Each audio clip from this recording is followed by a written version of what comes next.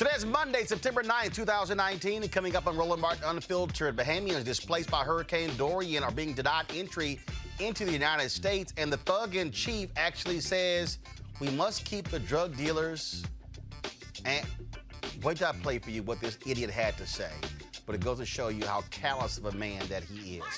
Leading issues that concern black women in 2019 are criminal justice and policing reform. Will break down the results of a new poll. Speaking of that, Senator Kamala Harris, she released her criminal justice plan today. Will it pass muster? We'll break that down. Also, another report shows that the most abused group of people online are black women and women of color. Also, on the show, University of Alabama dean resigned because of tweets about race. Alabama says that wasn't the case. Plus, remembering Joan Johnson, the co-founder of Johnson Products. And I got to talk about this with our panel. A sister online today, actually on social media, actually said that if you're a brother and you invite her for coffee, that's not acceptable enough. You must take her out to dinner. Really? Really? Ooh, I can't wait to talk about this with our panel. It's time to bring the funk on Roland Unfiltered. Let's go. He's got it. Whatever the miss, he's on it. Whatever it is, he's got the scoop, the fact, the find.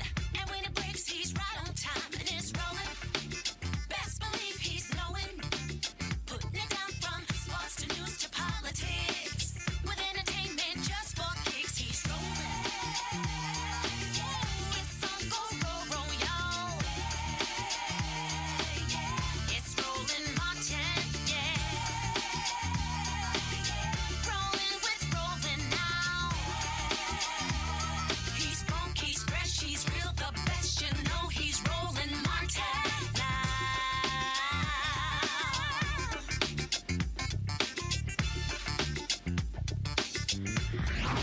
Martin. Folks, stunning video came out last night. Dozens of displaced residents of the Bahamas hoping to find refuge in the United States were kicked off a ferry headed to Florida on Sunday night. As we've been reporting, parts of the Bahamas were devastated as Hurricane Dorian lashed the country last week. Hundreds of residents are still missing, and authorities have said that it could take months to tally the dead. Now, the number, of course, right now stands at 43. 43, but folks, that didn't stop the crew, the United States crew, from making this announcement. When you come into the USA, you will have problems. So please, all passengers that don't have U.S. visa, please proceed to disembark. Now, for the longest, of course, individuals from the Bahamas did not have to have a U.S. visa. All they needed simply was their passport and a police report. Peter Vasquez, a yacht broker in Fort Lauderdale, who's been delivering aid to the Bahamas daily, said he has been bringing storm survivors back to South Florida, and they had no problems. The people were not required, again, to have a visa, but they did have to check in upon landing, where they were processed by custom officials, according to Vasquez. Also, Donald Trump spoke out today on this and talk about just, beyond idiotic, what he had to say. Let me pull this video up for you guys so you can hear what he actually had to say. And it goes to show you, again, what kind of person we're dealing with in the White House, where he literally, first of all, again, y'all, just go to the video. It did get hit, not as hard as we anticipated. And you look at Georgia, you look at South Carolina, North Carolina. I'm going to North Carolina right now, North Carolina, to have a rally for Dan Bishop. But before I go to the rally, we're going to be stopping at one of the sites that got hit very hard by the hurricane. So we're also recovering from a hurricane, but we have to be very careful. Everybody needs totally proper documentation because the Bahamas had some tremendous problems with people going to the Bahamas that weren't supposed to be there. I don't want to allow people that weren't supposed to be in the Bahamas to come into the United States, including some very bad people and some very bad gang members and some very, very bad drug dealers. So we are going to be very, very strong in that. Let me just explain. Large sections, believe it or not, of the Bahamas were not hit. And what we're doing is bringing the people to those sections of the Bahamas that have not been hit. We've done a lot of the USA aid. We've done a lot of work with our Coast Guard, with our FEMA people who have been phenomenal. I mean, they have been phenomenal. So we'll see what happens. Again, talking about idiotic. Listen to him even talk. It's just crazy. Let's go to our panel. Chandra Jefferson, Democratic strategist. Mustafa Santiago Ali, former senior advisor for Environmental Justice, EPA. Also, Dr. Avis Jones, the Weaver, political analyst, leadership strategist. Now, his comments came after you had a White House official who said that we are going to allow folks from the Bahamas to come in for humanitarian reasons. What this is a person led also by Stephen Miller. It is abundantly clear they do not want black people in this country. Let's extend it. They don't want any non-white person, whether you're Muslim, Hispanic. I mean, people are coming who want to come here for humanitarian reasons, and that's not good enough for Trump. And I take huge offense at him saying that there are people who weren't supposed to be there. Like what, you have ISIS taking refuge in the Bahamas before a major hurricane so that they can try to come into the United States? His reasoning, there's no logic to his reasoning other than that he does not want to help people who don't look like him. Absolutely. I mean, this is someone, first of all, he's a psychopath. I really believe that he does not have the capacity for human emotion. He's also narcissistic. He does not care about anyone other than himself. And right now, the Bahamas, actually this type of response plays well for him for his base. Let's just be very clear about this. This is a political strategy here. And thirdly, I mean, he's just someone who is, I would just say, evil.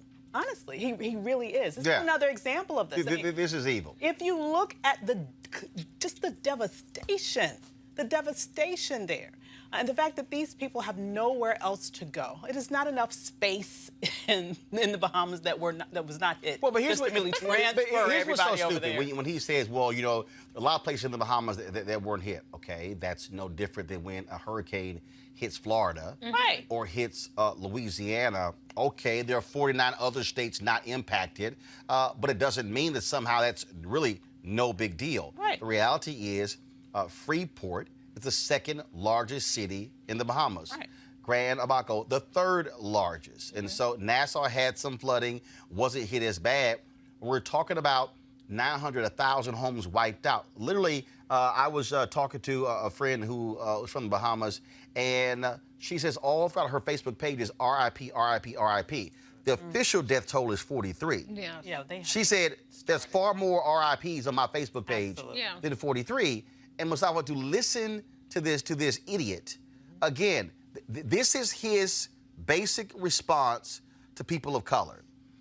Mexico sending rapists and gang dealers, now drug dealers and gang members from the Bahamas.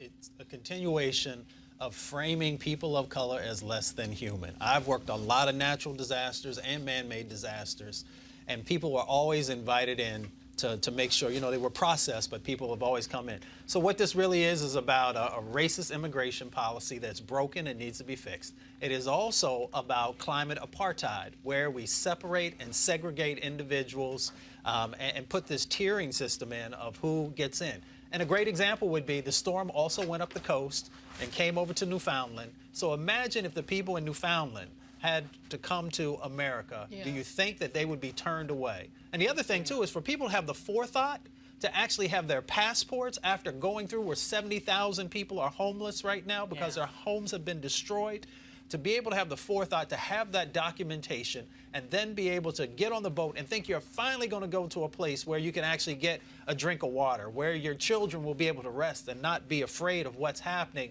and then to be turned away, those 130 people who were turned away, that speaks to the inhumanity of this administration and their lack of understanding of why you need to have strong climate policies thought out. And a part of this is a part of the devastation that happens of making sure that when people are fleeing from the impacts, that the process will get them in. But I don't even think he's paying attention to what's going on in this country. You know, what's going on in the Bahamas. I don't think he fundamentally cares. Oh, of course. No, of course not. Right. And that speaks to the issue of you saying that this man has no empathy. Right.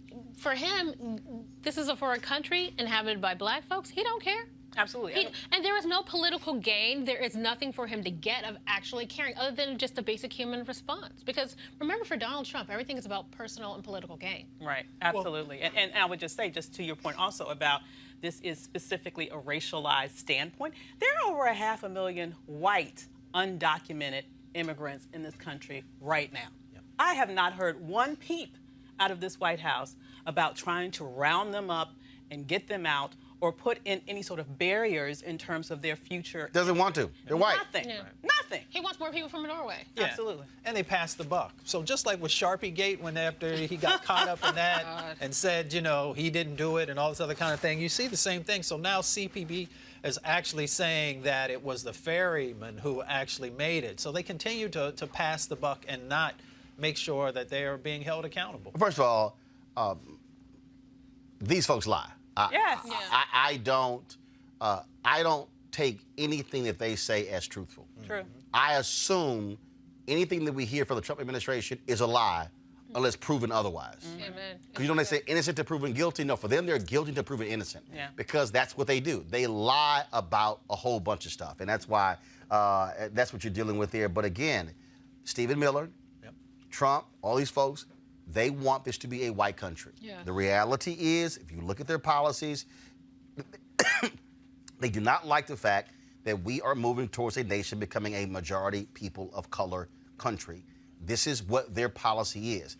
This is what the Republican Party wants. They want this to remain, as long as possible, a white country because the demographics do not align with their politics. Right. That is the reality of what's going on here, and let's just not even confuse it with anything else, folks. All right, it's going to go to a break. When we come back, we're going to talk about the Essence poll breaking down black women and who they are supporting this presidential campaign, but also there's a whole bunch of work candidates have to do to reach more of those sisters. We'll explain. That's coming up next on Roland Martin Unfiltered. You want to check out Roland Martin Unfiltered? YouTube.com/Roland S. Martin. And subscribe to our YouTube channel. There's only one daily digital show out here that keeps it black and keep it real. It's Roland Martin Unfiltered. See that name right there? Roland Martin Unfiltered. Like, share, subscribe to our YouTube channel. That's youtube.com/Roland S. Martin. And don't forget to turn on your notifications so when we go live, you'll know it. Why is it on? All right, folks, let's talk about 420 real estate here. Of course, marijuana, of course, continues to grow as a legal product all across the country. And our good friends at marijuanastock.org have already reached more than half of their funding goal for the hemp CBD investment. That's right. If you want to take advantage of this great opportunity, you need to do it right now because it won't last much longer. Now, if you don't know, I'm talking about the hemp plant, the good cousin to marijuana, with a much higher concentration of CBD. That means hemp gives you all the medical benefits of marijuana without getting you high. Also, if you don't know, hemp farming is now legal in the United States, creating one of the largest commodities worldwide. It's just an incredible investment opportunity, and that's where our good friends at 420 Real Estate come in.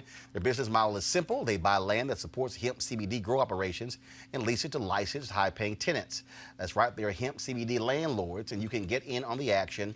Again, as hemp continues to change the economic landscape, 420 Real Estate is allowing you to chase the American dream. And the best part, you can invest in this crowdfunding campaign for as little as $200. That's right, $200 up to $10,000.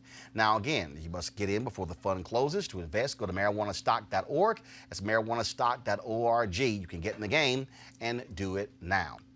All right, folks, this year is the 5th year that the Black Women's Roundtable has conducted the Power of the Sister Vote poll to get an idea of the political concerns and opinions of black women across the country. Nearly 95% of the women polled plan to vote in the 2020 presidential election. Joining me to talk about what their top priorities are as they head into the polls is Melanie Campbell, convener of the Black Women's Roundtable and president and the CEO of the National Coalition on Black Civic Participation. So let's break down this poll here. And at the top of the poll, you're talking about the survey. Joe Biden, Bernie Sanders, Elizabeth Warren. What is surprising to people is, again, the fact that the only black woman who's in the race, Senator Kamala Harris, is sitting in 4th position.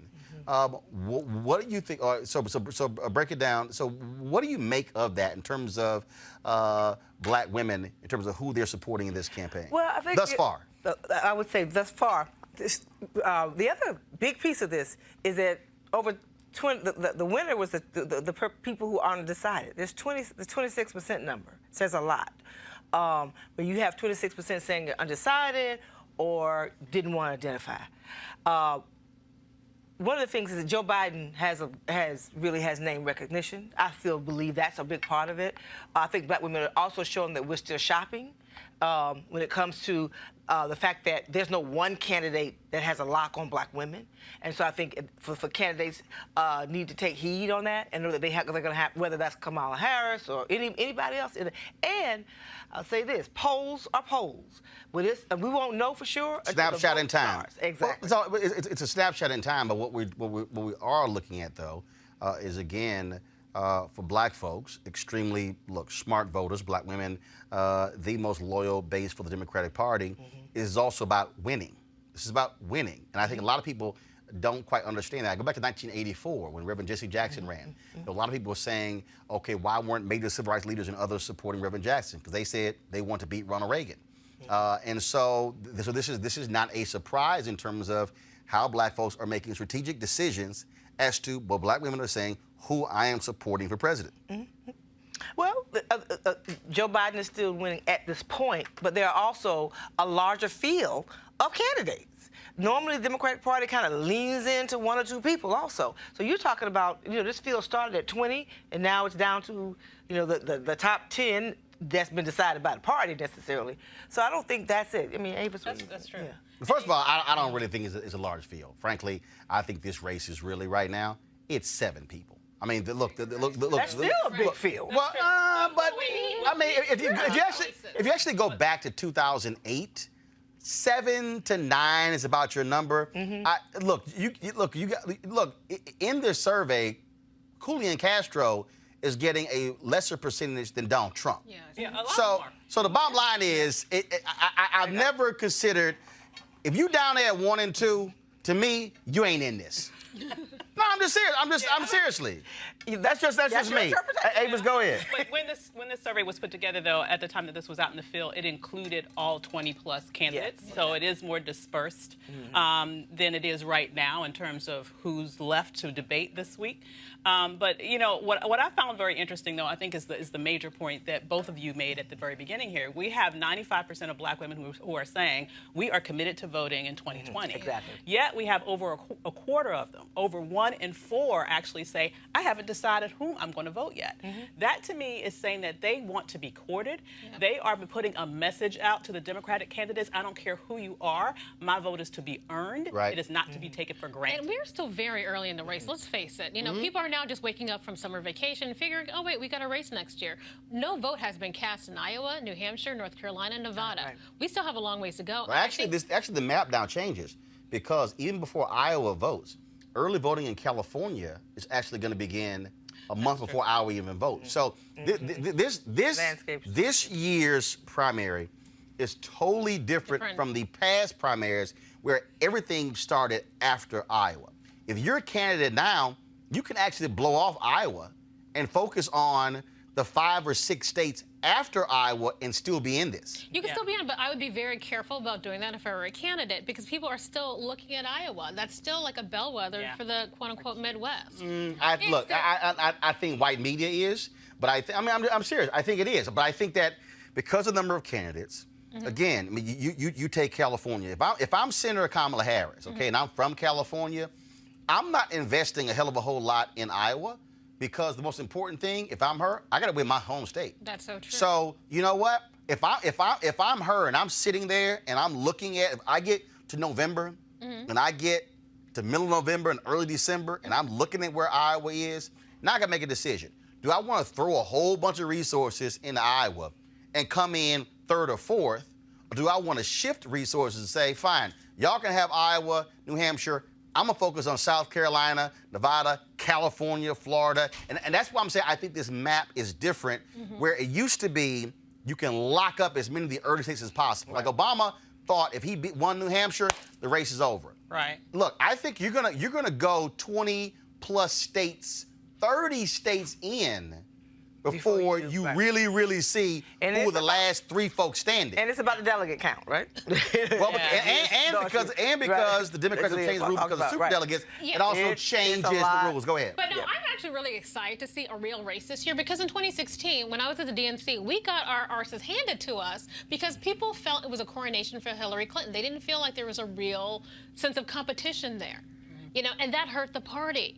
Now we have choices. We have people, I feel like, are forced to look at who do I like? Who speaks to my values? And you're right, black women, we have a chance to be counted, you know, recorded. Yeah, right, and it didn't just start with this poll is just continuously showing where the space is. Black women are like, you're going to respect our leadership. You're going to respect our vote. So for me, I just see these numbers as a continuation of that theme that's been taking place even before Hillary, quite frankly. Yeah. And where we were even in the Obama years and where we were getting. And then by the time you got to what happened with Hillary Clinton in 2016, it was like, okay. And when that 11% drop for the Democratic Party that they have yet to really regain, that's true. That black women see them as the let's talk about this here. Most important. Let's look at the issues. With their issue, carrying their issues. Let's look at the issues. Previously, Affordable Care Act was the health care was the most important thing. Now we're looking at hate crimes and racism. We're looking at what's happened in the last 3 or 4 years.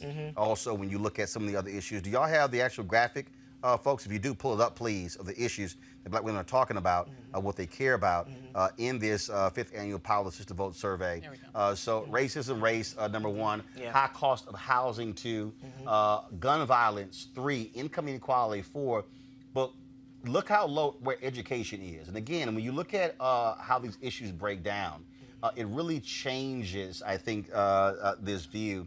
Again, what has happened with these white supremacists, Charlottesville, you have we keep doing some of these crazy ass white folks who are attacking people, calling the cops on the people. I mean, this is really causing a change in what these sisters are paying attention to.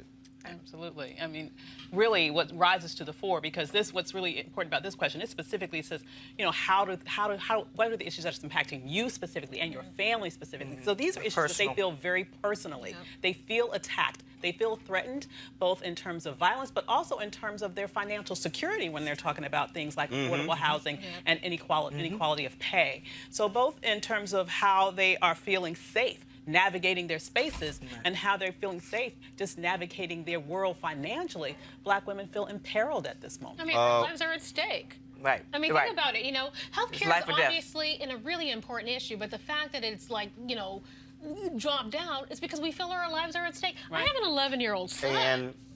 And I'm worried about him. Let's go this here. Black women identify top challenges threatening U.S. democracy. And you look, you see this here. Racism, rising hate crimes, 85%. Voting rights, voter suppression tactics, 68%. Rollback of civil rights protections, 59%. Melanie, Republicans made it clear to me that black women hate them more than anybody else. I keep trying to explain to these people, you keep messing with black people's vote, you're not going to get their vote. And that's what we're seeing. This speaks to that, again, and the rollback of civil rights protections. Right. Well, and so in our history in this country, we have to be concerned. And at the end of the day, even the issues that when we start talking about protecting our democracy, it's still also, that's why racism was up there. It wasn't, yes, voter suppression, but the number 1 was race and racism still playing out because of what's happening on the streets every day.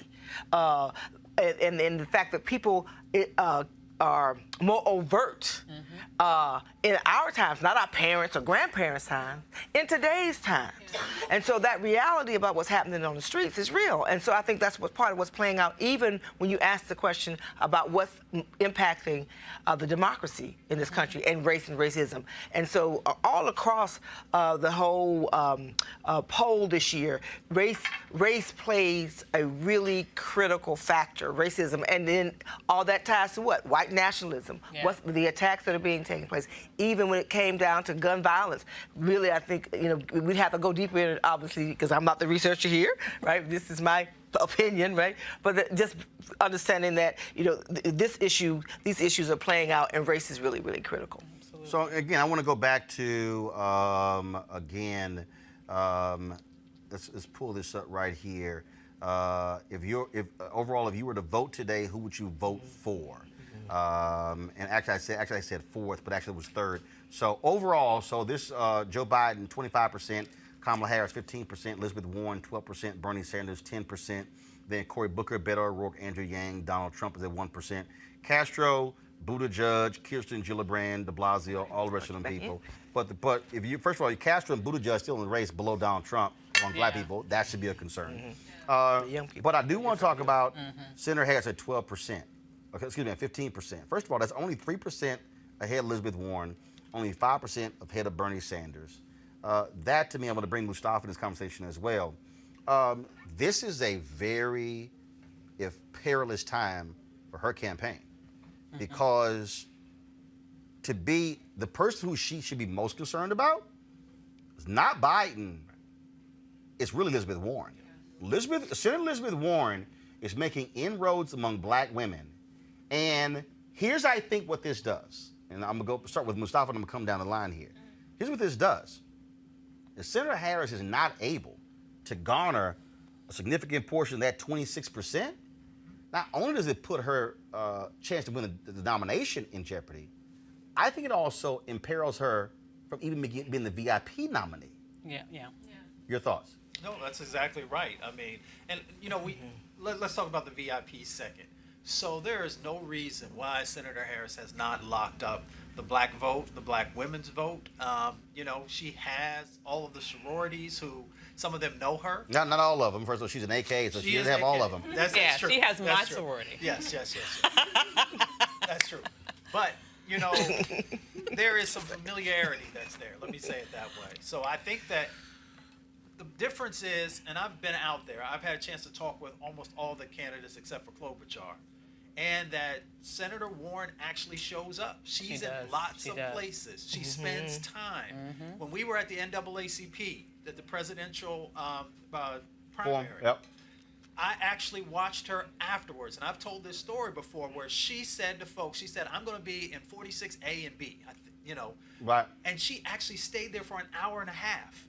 She talked to everybody. There were 100 people who were in line, and she spent the time. So for me, that's an example of how all the candidates should be actually connecting with folks. Melanie, it's not, first of all, it's not a surprise that a Harris or Booker don't have the black vote locked up, because let's keep in mind, 2007, at this very point, Obama was down more than 20 points to Senator Hillary Clinton, did not have the black vote locked up. Black folks were like, all right, let's see if white folks are going to vote for you. And his fortunes changed when he won Iowa. Right. That's what happened there, okay? So to me, I think when you look at these numbers, again, go back to the graphic, please.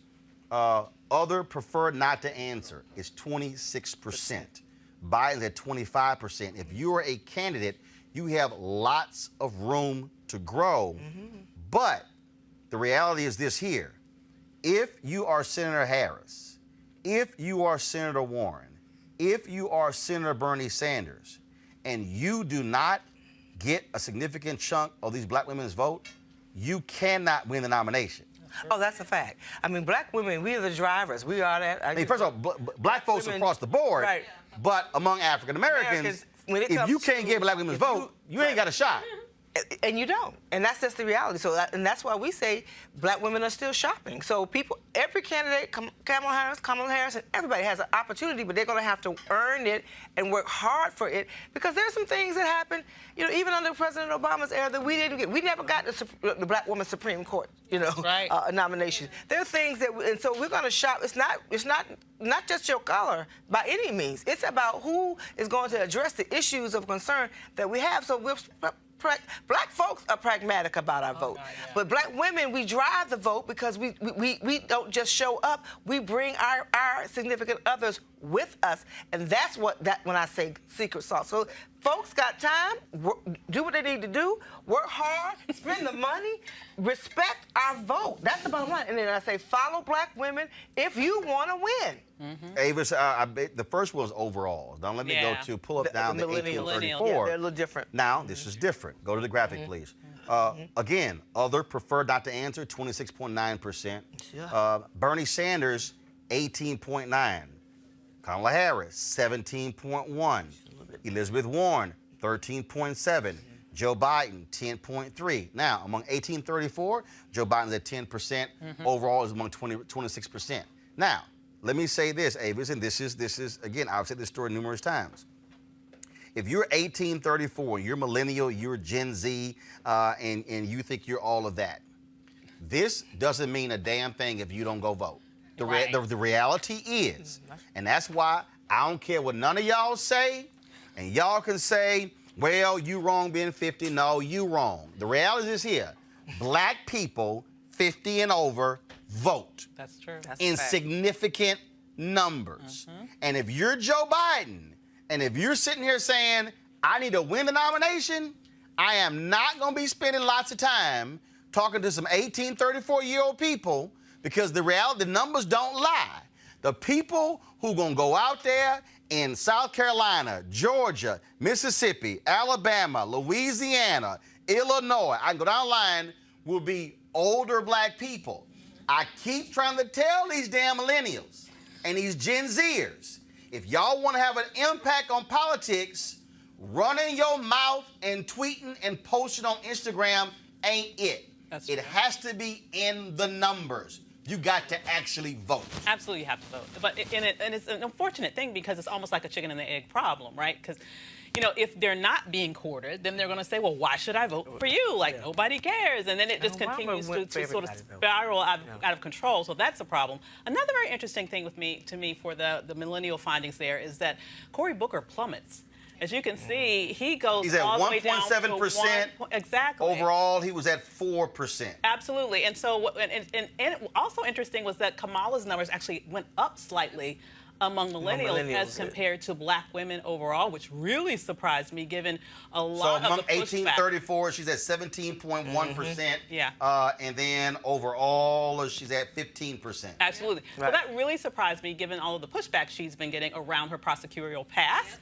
But the bottom line is, in terms of your other question around why aren't the black candidates doing a little bit better, I think another slice at this, Mel hit it brilliantly when she said about how the disappointments, quite frankly, that many of us still feel following the Obama administration about those things that didn't happen, that perhaps many of us wish had happened. And I believe that the next black candidates, and these are the first ones to sort of test that water after him, are going to have a harder they're going to have a harder time gaining the trust of black people than he did, because they will say, a lot of us say, well, you know, we voted, we hoped, we expected, we got you in office not once but twice.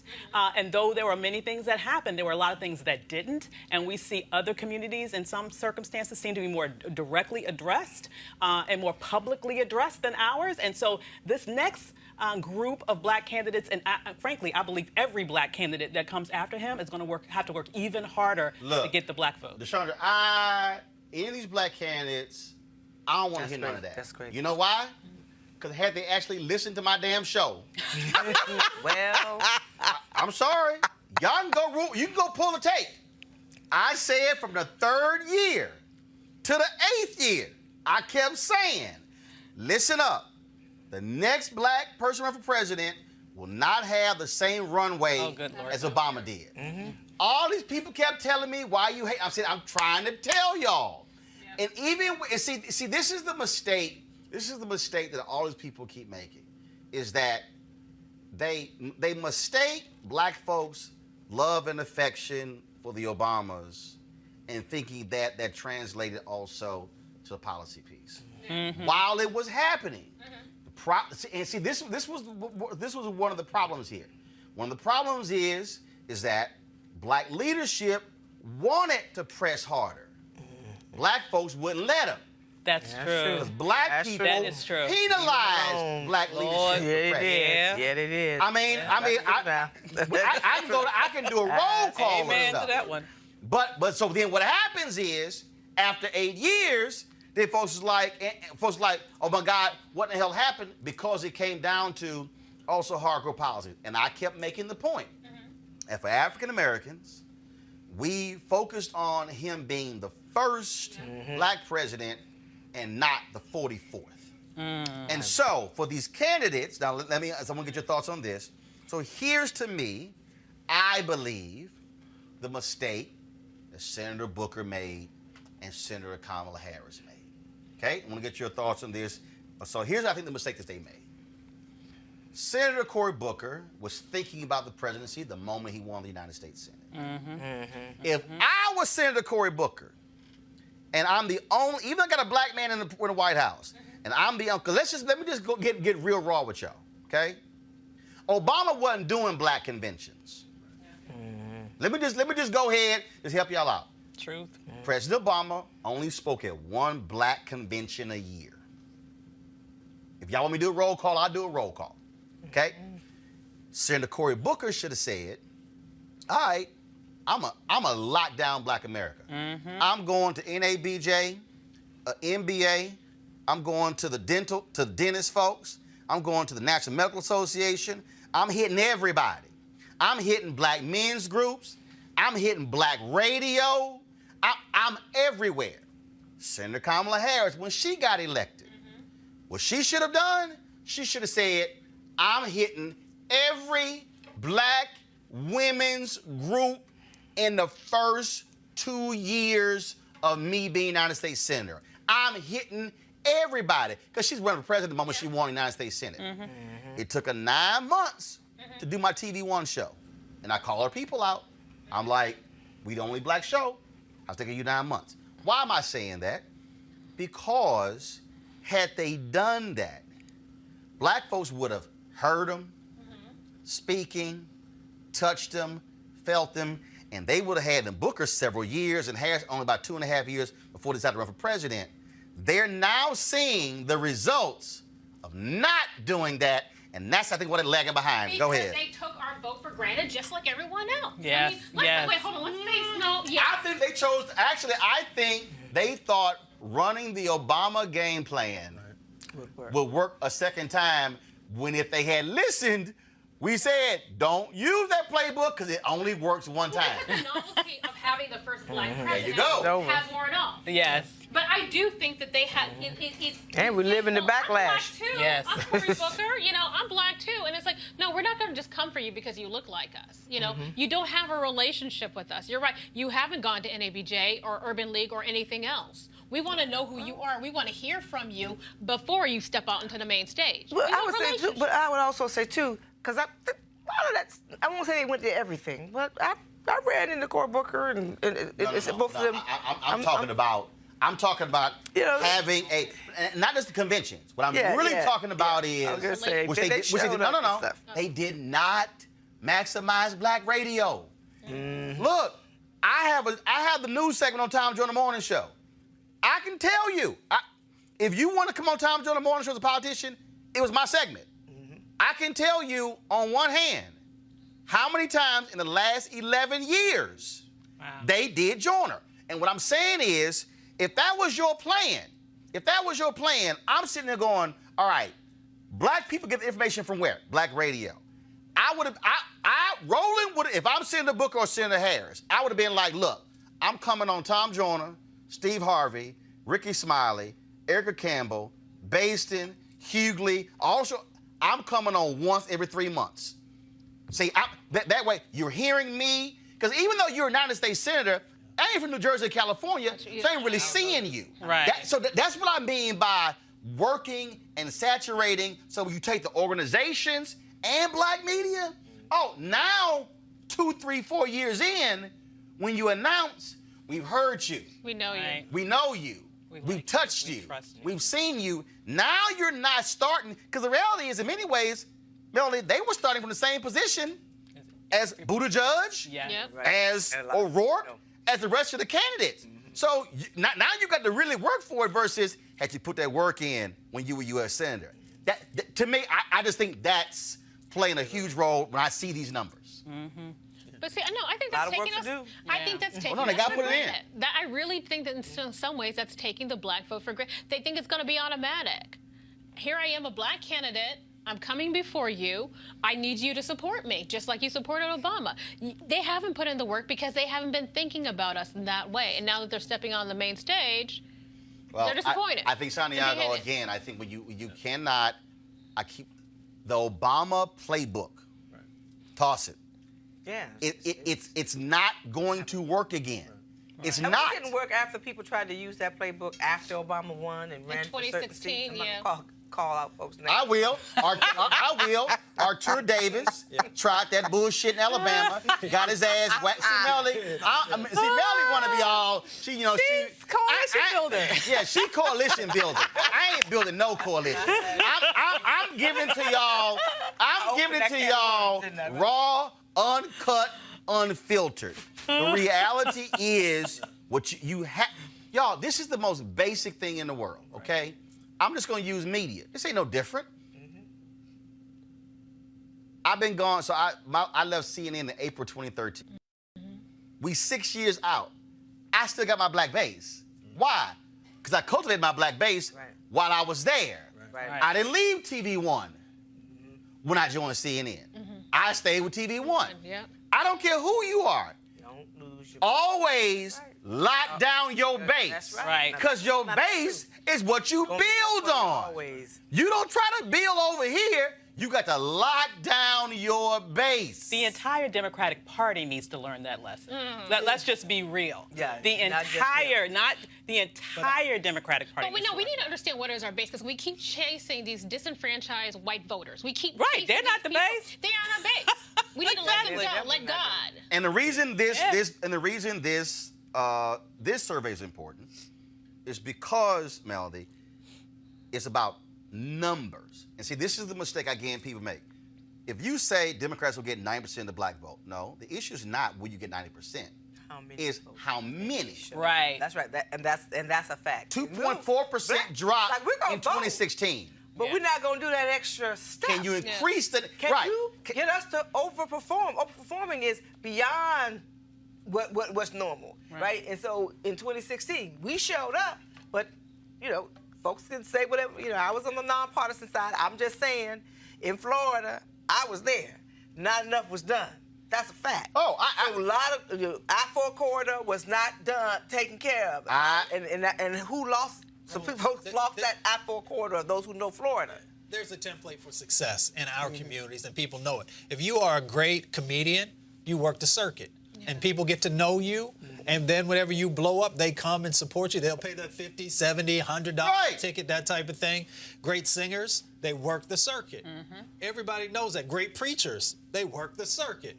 So with our community, you got to work the circuit. And if you're not willing to show up, then you're not going to get our vote. And it's just that simple. And and then when you talk about again how you let's go back to the survey here, and let me go. So let's go back to my iPad. Let me go back to the overall number here.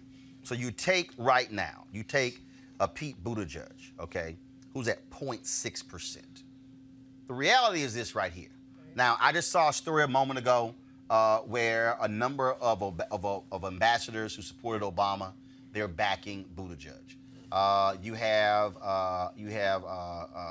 Nicole Avant, who's one of the ambassadors to the Bahamas. Earlier, he's got folks who raise the money there. But again, candidates like that, it's like, Doc, at the end of the day, you can sound great. You can get all the praise you want from mainstream media. But you're going to have, if you're a Buttigieg, you can't have an event at the Harold Washington Cultural Center in Chicago, and it's packed with white folks from Hyde Park. Yeah. No, but now granted, if you're a Buttigieg, that's when you got to call a staff meeting and say, yo, Where are the people? what the hell y'all doing? I can't be at the Harold Washington Cultural Center, okay, in Bronzeville, and it's lines of white folks from Hyde Park. And that's one. So Buttigieg, he hired Brandon Neal, okay, and I can tell you right now, I talked within the first 48 hours, Brandon was connecting him with critical black folks, and so he had black folks on his staff, but it's also what black folks you have. That's true. Do you have black folks who are in the know? Do you have black folks who are really involved in this?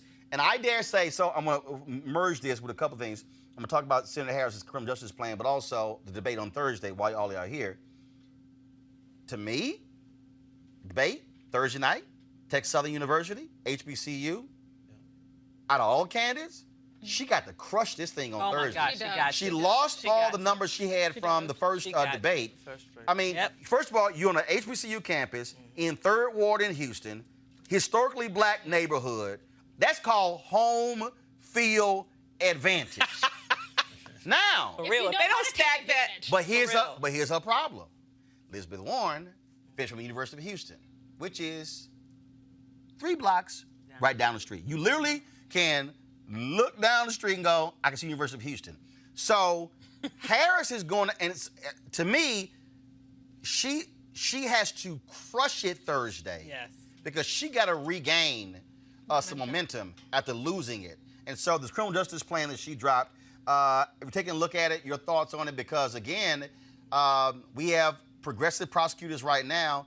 She has to deal with her record as a prosecutor when, for black women and across the board, criminal justice reform, mass incarceration is the #1 issue being talked about. And you got Trump, who's touting the First Step Act. Yeah. I mean, I think she's making some really good moves right here because she's not talking about just on the federal level. She's also taking it all the way down to the local level. That's a part of that plan that she has. You know, she's also saying all the right things that some younger people are looking for, decriminalizing marijuana, which has just devastated our community and pulled so many young men and young women into state prisons and sometimes even federal prisons, depending on what the set of charges were. You know, folks care about the death penalty and making sure that that's no longer in place because we know it disproportionately impacts our communities as well. So I think she's making some good moves there. But she also is talking about, you know, the police and making sure the training for them and accountability in that process. So, you know, she has the opportunity to help people to understand that she is broader than some of the things that they just heard about and they saw when she was in California, you know, because it's a mixed bag in California. Right. But Melanie, she has to also, look, she's going to have to own up to some mistakes that were made.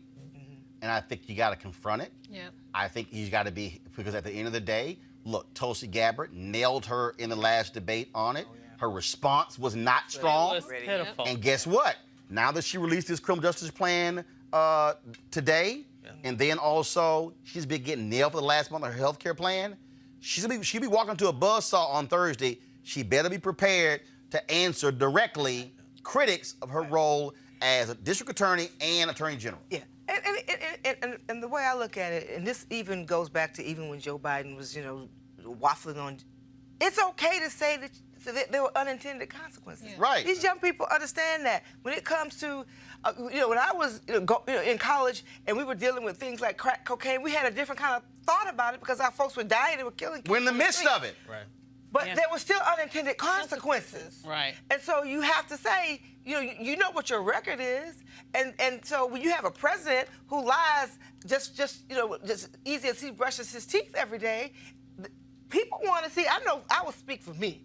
I want you to be authentic. Right. I know everything I do is not perfect. So I don't need a perfect candidate. I need somebody I can trust. And if you know that you've made a misstep or impact in a way that wasn't proper, be real about that, but then say, this is what I am doing, this is what didn't work, this is what I'm planning on doing, here's my record, and be real about that, because at the end of the day, all you're going to get is that next person to you going to point it out anyway. Yeah. Absolutely. So own whatever you see that did that. And I'm not speaking specifics because I don't have enough information, to be honest, about that plan. I have not had a chance to read it. But Well, first I'm of all, saying she gave the plan, that the ability- preview to the New York Times, they're unveiling it today. But I also clear y'all versus the New York Times, y'all should have previewed it with black media. Well, that's another story. But again, but Avis, one of the things that again jumps out, I think when you talk about one thing that I think she should do, I think she should have her own criminal justice summit, where, God, see, yeah. where first of all, that is your summit, you're live streaming it, you're putting it out there, people can ask questions. And I also, again, and we're going to be doing these, and I can tell y'all right now, I talked about doing these black men only town halls. The first candidate who said yes, Buttigieg. Check. That's right. Yeah, he working The now. second candidate who said yes, Julian Castro. Now, if you are Biden, if you're Harris, if you're Sanders, now Warren also said she was interested. I got to follow up. But to me, that's where, if I'm Senator Harris, I'm looking this thing dead in the eye. Listen. And I'm taking the questions and I'm talking to those people because if you cannot convince black folks on your criminal justice reform plan, it don't matter what It's some a little done white deal. liberal think, because you got to get your black numbers up. Ava. Absolutely. So this is where I think she is really crippled by her staff. Yeah. She's not surrounded by the right people to give her insightful advice like what you just gave. All I got to do is watch the show. Here's the, well, they need to. All I gotta do is just I'm just tune in. saying. Tune in. Whoever her main Send a check. advisors are, these people are not. They're leading her wrong. Number one, I like the plan, but she waited too damn long to pull it out. She did. I don't understand why it took this long for it to come out when she knows from the very day that was she gonna be a hit. announced. That's gonna be a hit. It was like it was already coordinated. These attacks, and a lot of it was misinformation, to be perfectly honest, against her, and she never ever addressed it. Number one. Number two, I don't understand why the Tulsi thing was a surprise. She should have expected that, if not from her, from somebody, because it was out in the atmosphere. And number three, I agree. I love the idea of the summit. I was saying she could do that. She could do like a Philadelphia-like Obama speech where she addresses all the issues heads on, tells her side of the story, tells where she went wrong, tells what she wants to do now. But the summit is even better. And then lastly, I would say that she does need to do something that specifically addresses black men. Specifically addresses black men, because she has a specific problem with black men. Part of it related to the criminal justice issues. Right. But let's also be petty, okay? Part of it related to the fact that she's married to a white man. So she needs to figure out a way to connect with black men so that they see her and respect her for herself and for the candidate that she is, and not for all of this sort of vile innuendo that keeps circulating throughout social media. Deshandra, again, when I look at these numbers, I think if it's number one for black women, criminal justice reform, mass incarceration. If you notice number one for black men. Yeah. And then you're going to have Trump running around talking about his appeal to black folks, because what Yeah. Trump knows he can't get black women, okay? He already knows that, okay? Yeah. Oh, that's all right. What he's trying to do is he's trying to get 15% total black support. Yeah. And what he's trying to do is to put the black male support at 85% for Democrats, because last time it was 94 for Hillary Clinton, 94 for Hillary Clinton, and it was about 86, 87 for She got black like men 13%, for yeah. Hillary Clinton. Right. Okay? Yeah, that's right. It was a 9-point gap. Also was a 9-point gap between black men and black women between Obama and Romney. So this gap between black men and black women for Democrats It's exploiting it. ain't It's because real. of Trump. It was there was with already Obama there. Romney. I'm just saying they might want to pay attention. Your final thought on this? Well, no, topic. he is definitely going after black men, and you see that with his digital spending. He realizes that's an opportunity for him. He's written black women off. But, you know, when he asked in 16, you know, why not vote for me? What do you got to lose? Some people were looking around in the barbershops and like, yeah, what do I got to lose? You know, like, let me try something different, because the Obama years didn't lift me out. You know, I'm still here. I'm still in the same place. That's one thing we have to acknowledge. You know, we cannot assume that we have a lock on the black vote. We cannot assume that he is not making overtures to black men. But going back to the criminal justice plan, it's a day late and a dollar short. I mean, Biden came out with his plan. Elizabeth Warren came out of her plan. Julian Castro, you know, forget the low numbers. He's been talking about He's been policing, on it. and he's had some really good things to say in debate. No one just knows who he is, but he's had some really insightful things to say. This is her Achilles heel, and she's just now addressing it. Yeah, it's crazy. Right. If you knew this was going to be a problem, that should have been one of the first policy Absolutely. things you put out of the gate. Now, of course, now you're allowed to build up. The reality is, final point here, Melody, it's a huge swath of black women who are sitting there waiting to be courted, waiting to back somebody. The race really begins after Thursday. I always said October 1, when the race began, I said all the rest of this crap, this is preseason, this is training camp, preseason ball. Regular season now starts after Thursday. Well, you took my words, because I was going to say, you know, so the glass half full for these candidates is post Labor Day. The race is on, and folks gonna have to put on the gas, show up, be everywhere, but most importantly, be authentic and address the issues. This poll gives people a snapshot in time. They see where they are. These women are These are black women who vote, right? So if you ignore it, you know, it's free opportunity, free information for you. You know, we didn't do it for you. We did it for ourselves, so we would be clear what we know we want for our vote. And so, you know, ignore it at your peril. Yeah. Where can people, if they want to go read the whole thing, where can they read it? They can go to unitycampaign.org. All right, Roland Campbell, we appreciate it. Thanks a bunch. Thank you. All right, we come back, folks. We're going to talk about black women, the abuse they are receiving online. That's the next Roland Martin Unfiltered. You want to support Roland Martin Unfiltered?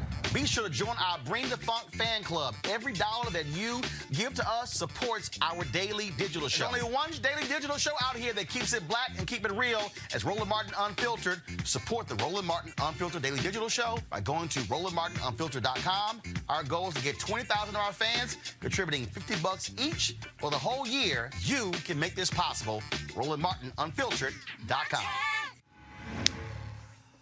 All right, folks, Life Lux Jazz, the experience of a lifetime, delivering top-notch music in an upscale environment. Y'all got my Gerald Albright clip for me?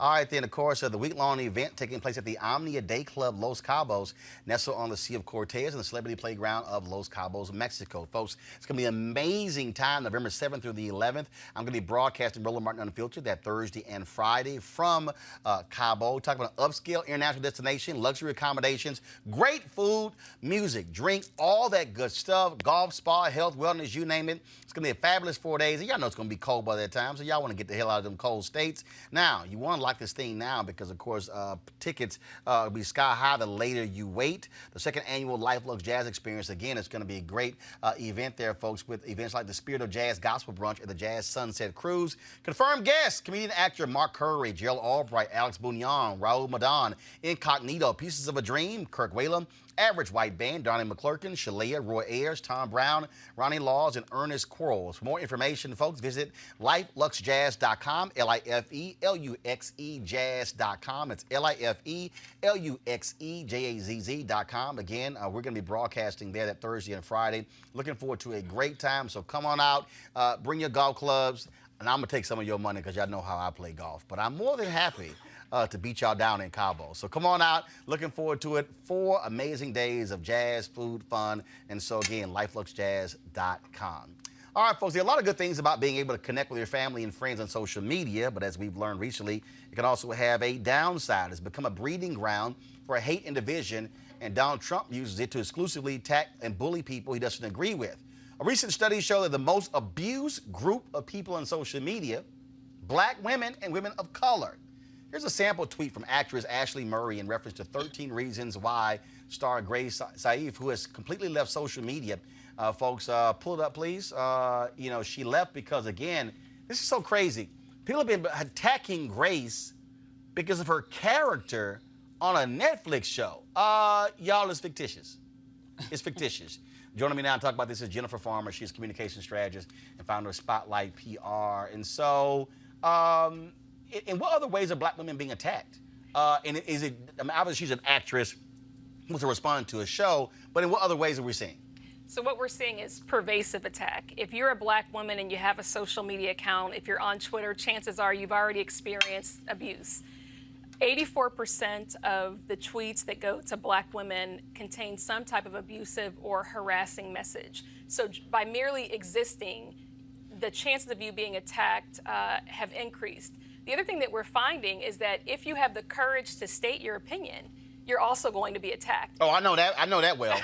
Oh, yeah. Avis knows that well. I sure Right, do. right. And the Absolutely. attacks are vicious. So when I wrote the article for The Root, I was looking at comments sent to Senator Nina Turner, who's a 2020 co-chair for Bernie Sanders. Yeah. And I mean, some of the comments to her were things that she was a fucking idiot, that she was paying Senator Sanders was paying her to have sex with him. I mean, just brutal. Nothing about policy, but the lower they can get, that's what's happening. Right. And it's also, when we talk about those level of attacks, crude, sexist in many ways, and it is hard for some people to deal with this on every day. I mean, I know a number of people who just simply say, you know what, I'm done. I got to just completely log off, or like Grace did, delete the account. Right. I mean, people tend to think that because it's social media that there is a barrier, but all of us are human. And when you receive the level of attacks that we're seeing on social media, again, this is pervasive, it is hard not to let that impact your psyche. And so people from all walks of life are being impacted. And I think that Twitter has a responsibility to do more. And and they're doing more, they can't go behind closed doors, create a solution, and then come back and say, here's what we've decided to do for you. Black women have to be a part of the solution to make Twitter and other platforms a place where they can feel comfortable expressing their opinions. Question. Oh my goodness. So what would you like to see Twitter do? I hear you saying bring Black women in as part of the solution so there can be dialogue and strategy, but do you have any sort of top of mind suggestions that you think could be some easy fixes, that maybe not complete fixes, but some quick things that the organization could do even before then to start to mitigate some of these damaging Well, effects? I'd like us to take a look at the algorithms that they're using to even flag the abuse, because I've heard many people say, look, we've reported it. They've said that it has not violated our policy. So what algorithms are they using?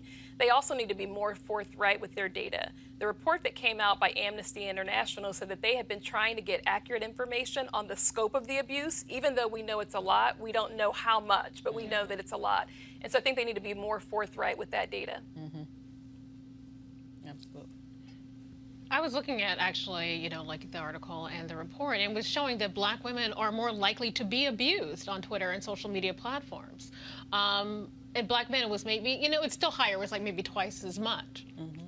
But how do you address, again, those racial disparities? I mean, like without violating any type of First Amendment, you know, like issues. So to me, what's happening on Twitter reflects what we're seeing happening in the workplace, what we're seeing happen in the rest of society.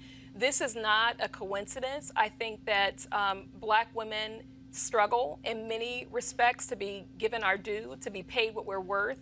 The maternal health challenges, you know, are they're staggering. And so I think what we're seeing on Twitter is a manifestation of how Black women are faring and how we are perceived in other parts of our life. Yeah. Well, I worry about online violence becoming live violence Right, against and real life folks. violence. Yes, exactly. So I'm wondering if there are policies that folks on Capitol Hill should be moving forward on to better protect people. So I'm wondering if that's a part of the plan.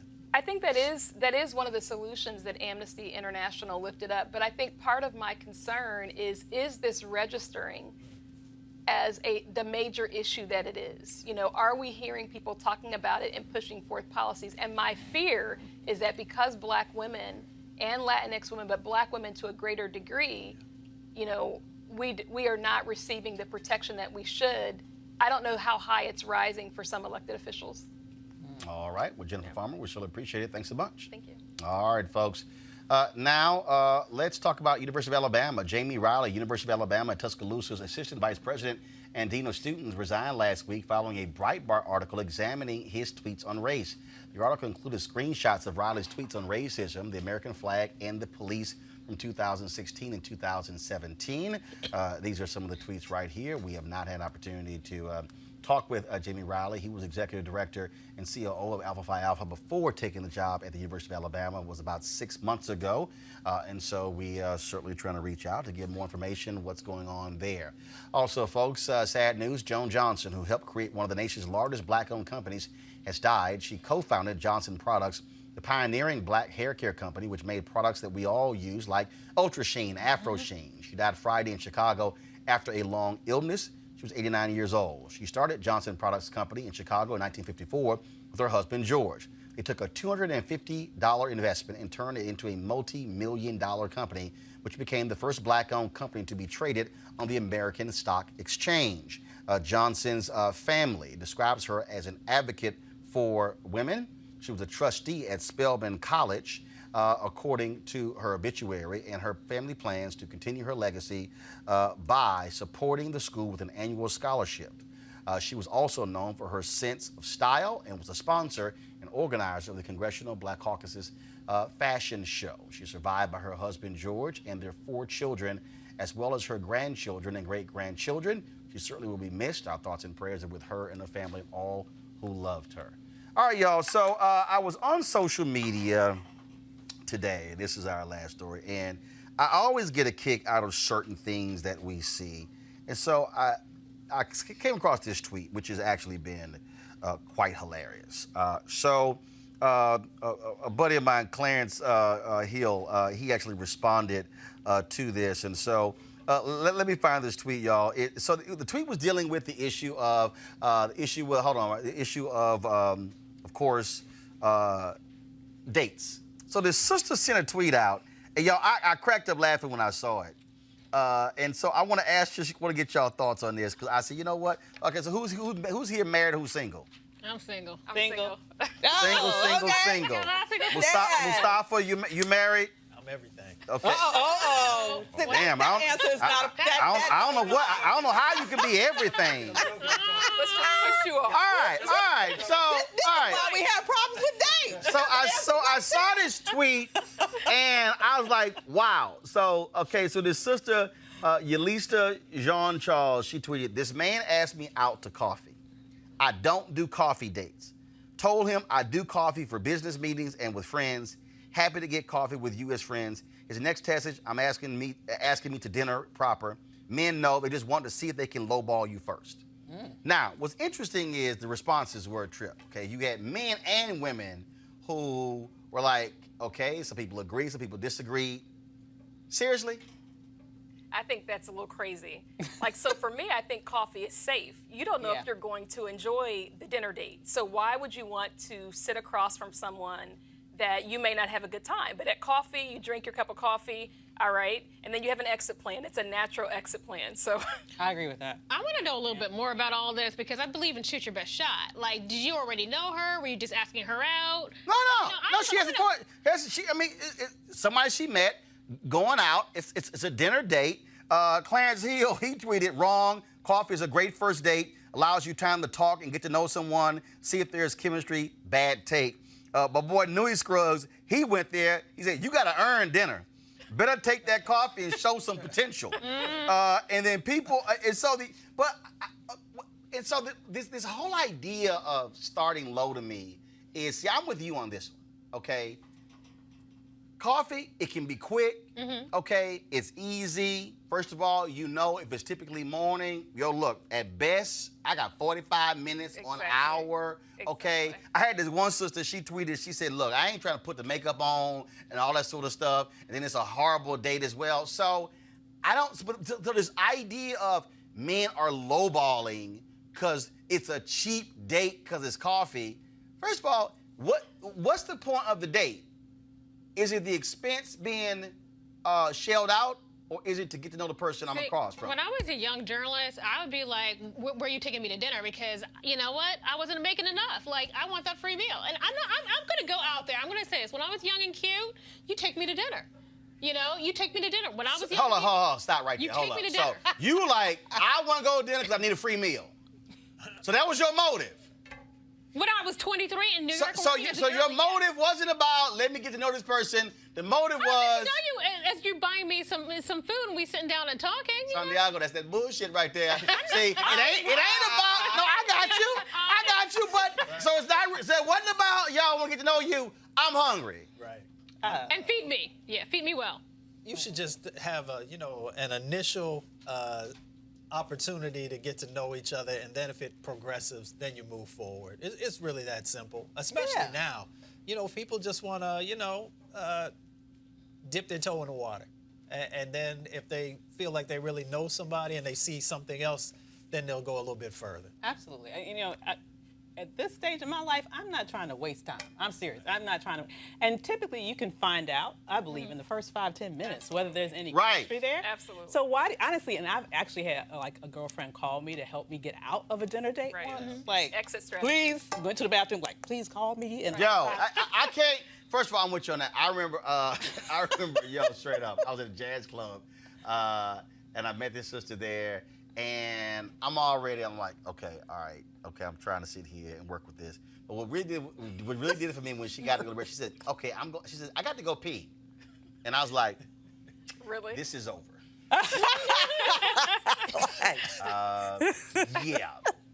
Yeah, it was done when she came back. I go to the ladies' room. Right. I was kind of like, She's put it all out. You there. like, I need a bigger See, if that was vocabulary coffee, you know what? I gotta get to this meeting. I'm sorry. But The coffee who's to say coffee can't evolve into something more? That's the point. It's like That's why I don't understand. It's a screening mechanism. Exactly. It's a Why is she screener. tripping on? It gotta be a dinner. But now she Right. got the dinner. She didn't settle. She got her dinner. She getting her free Nah, meal. he punked out. My deal would be, I'm gonna put the coffee out there to actually see what your response is. Yeah. Because here's the thing, you can have wonderful dates without spending one dime. Especially here in Washington, D.C. We have all Sustained. these amazing, beautiful, free museums. I mean, that's like one of my favorite places to go. You don't have to spend a dime for that.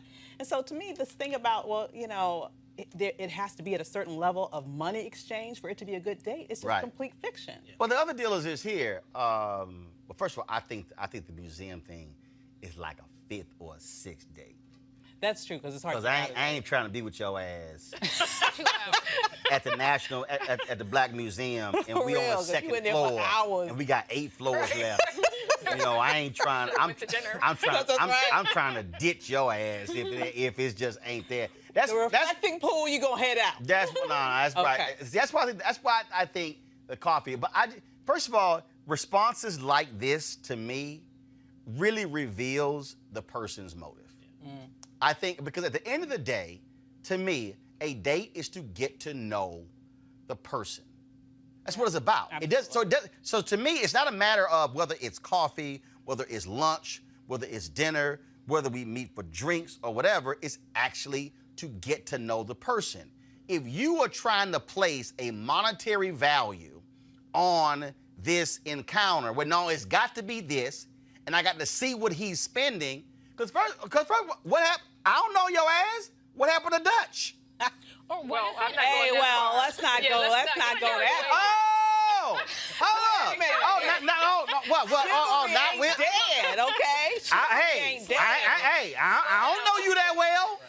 You know what? I think Y'all see how they respond when you throw out Dutch. Yeah, that's I thought y'all strong, powerful. I got my own thing, Black women. What's up? And that's how I Okay, keep go ahead, my own thing. Deshandra. Go ahead. You know what? Let me tell you what I like about dinner, because you're sitting there uninterrupted. I'm not saying you have to go to Le Cirque or Le Diplomat, but just go somewhere and have a nice meal and talk to someone. Now, if I'm doing online dating, yeah, maybe that first encounter, the first time we're meeting, we'll sit down for coffee just so I can fill you out, make sure you ain't crazy. But I'm sorry, I do like being courted. I like being courted. I like chivalry. I think it's a problem if the first date and the second date and the third date he's trying to do coffee. Now, Yeah, after now that that's the second problem. date, Right. no, Yeah. that's an issue. Well, Absolutely. The beauty Yeah. of working in nature and the climate and the environment, I used to actually take folks and we would walk along the water so we could See, actually that's a talk. nice date. And I could figure out what your vibe was. Yeah. And then if Yeah. your vibe was that we want to take this to the next level, then nice dinner, play, whatever it might What be. the hell you bring? Bottle of water? What you bring? Okay, I mean, you know. We were walking and talking, bro. We was I walking. mean, damn. I was like, what? Yeah, and you know, you can grab some Cliff ice bars. cream or you could get something else. No, there was no food involved. It was about getting to know the person, feeling their energy, and you know, and I know it's Y'all know about to have it's about to be a whole bunch of Negro environmentalists right now. It's about to be a whole bunch of cats who are gonna be into the environment after Santiago made his point. Like, yeah, I can just go ahead. We just gonna walk. No, I'm an environmentally conscious brother. I don't necessarily. So I would rather not deal with straws and deal with paper and those products. And so maybe you could bring your swell bottle with you and fill it up so we could be environmentally conscious. Then we can walk. So it's fitness and the environment together. See, you know some players right now are watching like, hold up, Mustafa, that's a good one. take I some can notes. work that one. It's like, I can work that one. Yeah, okay, all right. I see what your game is. Right. He like, I ain't spending the damn thing. We walking. I'll give you some poetry at the end if Oh, I'm Let me tell you, that works. I can tell you right now, that's gonna work. That will work with women. That's why he's married. Avis fell for that Yeah. bullshit. Look at her. She fell for it. Y'all, he said, we gonna take a walk. I'm gonna drop some poetry at the end. She could be like, I'm thirsty. I'm thirsty, Mustafa. What you got?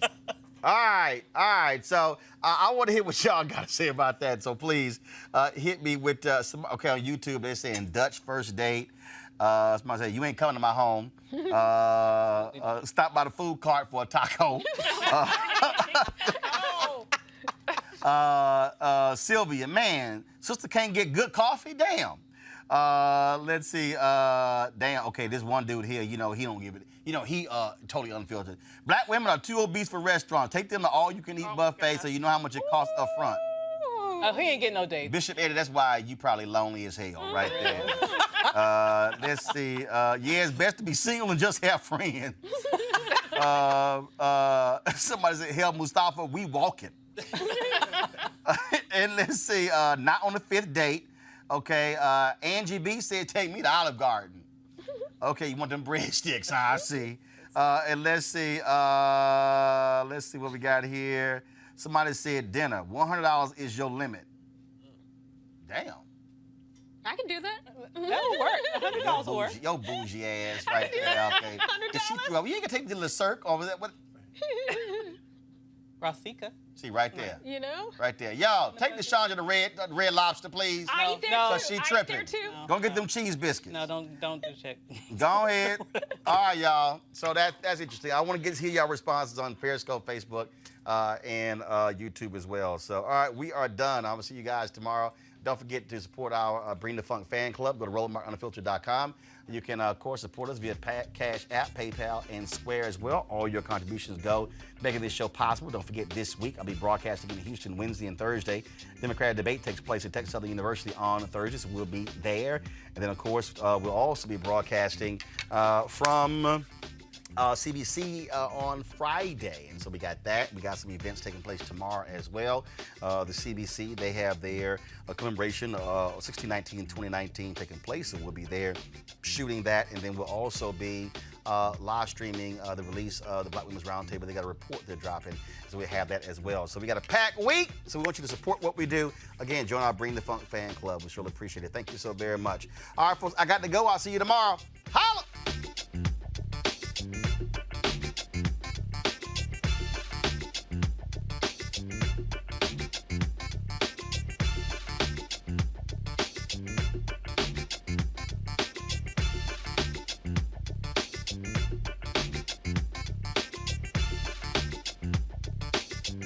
Hey fam, want to check out Roland Martin Unfiltered, the blackest show on all of digital, cable, and broadcast. Check out our audio podcast. There's only one daily digital show out here that keeps it black and keep it real. It's Roland Martin Unfiltered. Press play. Martin. You want to check out Roland Martin Unfiltered? YouTube.com/Roland S. Martin. And subscribe to our YouTube channel. There's only one daily digital show out here that keeps it black and keep it real. It's Roland Martin Unfiltered. See that name right there? Roland Martin Unfiltered. Like, share, and subscribe to our YouTube channel. That's YouTube.com/Roland S. Martin. And don't forget to turn on your notifications so when we go live, you'll know it. Hey everybody, this is your man Fred Hammond, and you're watching Roland Martin, my man, Unfiltered. Hi, this is Essence Atkins, and you're watching Roland Martin Unfiltered. Hey, yo, Peace World, what's going on? It's the Love King of R&B, Raheem Devon, and you're watching Roland Martin Unfiltered. Hi, my name is Brescia Webb, and you're watching Roland Martin Unfiltered. Ow. Well, I like a nice filter usually, but we can be unfiltered. What's going on? This is Tobias Trevelyan, and if you're ready, you are listening to and you are watching Roland Martin Unfiltered. What's up? I'm Lance Gross, and you're watching Roland Martin Unfiltered. Hi, this is Cheryl Lee Ralph, and you are watching Roland Martin Unfiltered. I mean, could it be any other way? Really? It's Roland Martin.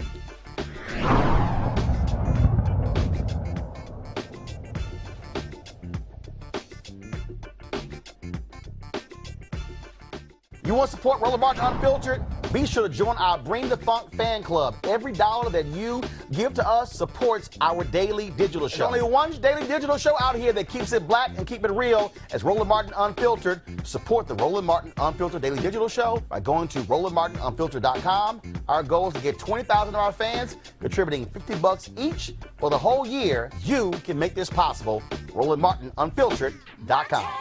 Hey fam, want to check out Roland Martin Unfiltered, the blackest show on all of digital, cable, and broadcast. Check out our audio podcast.